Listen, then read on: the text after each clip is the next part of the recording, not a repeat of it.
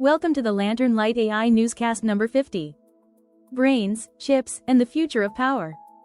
Made by Chris Morley. In Boston on Friday, May 22, 2026 at 3:24 a.m. UTC. The fusion industry says commercial reactors could be online by 2035, and a UC San Diego chip redesign could dramatically cut the energy appetite of data centers. On the health front, researchers are tying brain cholesterol to Alzheimer's damage, pushing for earlier detection of neurodegenerative diseases, and Canada is putting $33 million behind cell therapy research, while a Texas Tech study finds surprising links between large language models and the architecture of the human brain.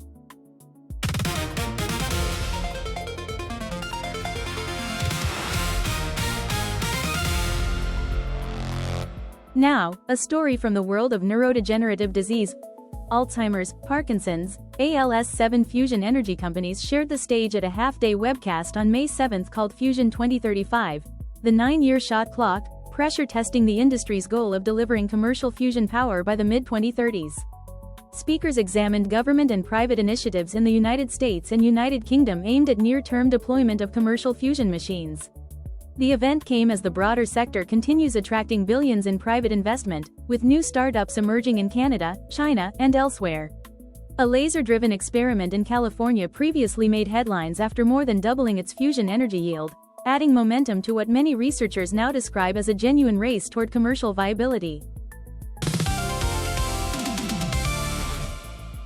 Here's a story making waves in research.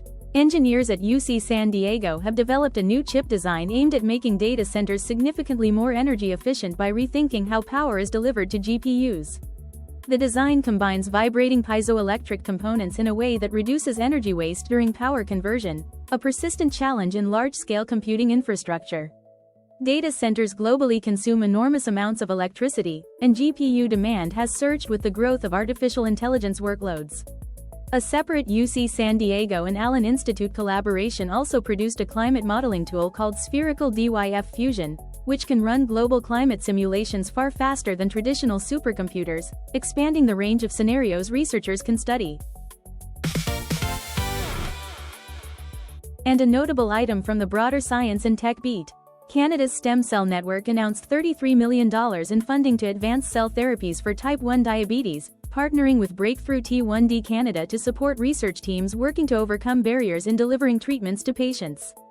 The investment targets projects aimed at building on recent momentum in the cell therapy field. The announcement came in mid-2025 and reflects growing government and nonprofit interest in moving regenerative medicine from laboratory discovery toward clinical use. Separately, researchers and regulators in the United States have been grappling with concerns about questionable stem cell clinics operating outside rigorous oversight frameworks. Now, a story from the world of gene editing. CRISPR therapeutics. Scientists have identified a connection between brain cholesterol and the kind of cellular damage seen in Alzheimer's disease, adding to a wave of recent research into neurodegenerative conditions. Worldwide, roughly 57 million people are living with dementia, and 60 to 70% of those cases are believed to involve Alzheimer's. In the United States alone, about 7.2 million people over 65 are affected, a number that could nearly double by 2060. Separately, researchers at the Weihai Institute published findings in 2025 describing a method to block a key cell death pathway, raising hopes for future treatments targeting both Parkinson's and Alzheimer's disease. Now, a story from the world of nuclear fusion. A researcher at Texas Tech University in Lubbock has published a computational analysis examining how large language models map onto cognitive architecture principles drawn from neuroscience. The paper, listed on the SSRN Research Network, explores model interpretability through the lens of brain-inspired computing, comparing how artificial neural systems process information against what is known about the human nervous system.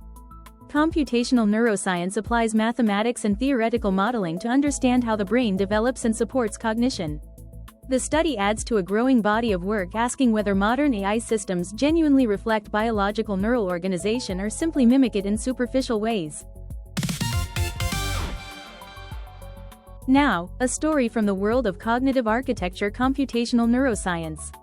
Scientists studying neurodegenerative conditions are pressing for earlier diagnostic approaches across Alzheimer's disease, Parkinson's disease, and ALS, arguing that precision treatment depends on catching cellular damage before symptoms become severe. Around 5.8 million Americans aged 65 and older are living with Alzheimer's, while ALS and Parkinson's together affect hundreds of thousands more worldwide. Researchers note that although these conditions share the hallmark of progressive nerve cell loss, they follow distinct pathways and require different treatment strategies. Advances in brain imaging and biomarker testing are seen as the most promising route toward earlier intervention, though no cure yet exists for any of the three diseases. Today's program is brought to you by Lantern Light AI. Please note that Chris Morley is a seasoned software architect currently available for inquiries seeking help using AI to build, run and maintain modern web applications, cloud systems, databases, streaming data pipelines, search engines, interactive 3D graphics as well as other high-performance software services at scale. If the avatar or the newscast format interests you and you would like to see something like this customized for your business use case, please email Chris Morley at chris.morley@lanternlight.ai. If you enjoyed this, like, subscribe and share with your friends. More science, tech and AI news coming soon. Thanks for watching.